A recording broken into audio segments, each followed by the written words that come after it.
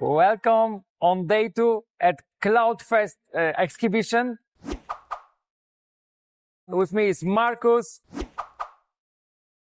and he has something special to tell us about, and it is some kind of great solution. What can you tell us more? Yeah, thanks for having us, Sebastian.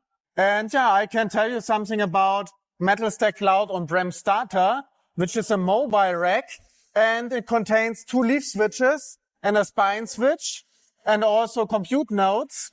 And therewith, our customers can test our technology, test Kubernetes-as-a-Service, and it's meant for on-prem.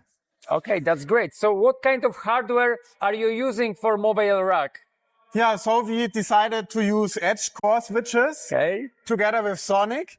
And yeah, because it's disaggregated and we have open source network operating system on there. And yeah, it's just a very flexible stack we get from Edgecore networking.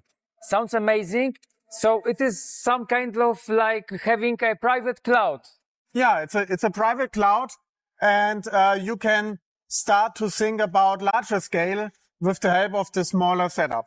It is great solution. So thanks for the conversation and have a great day. Thanks.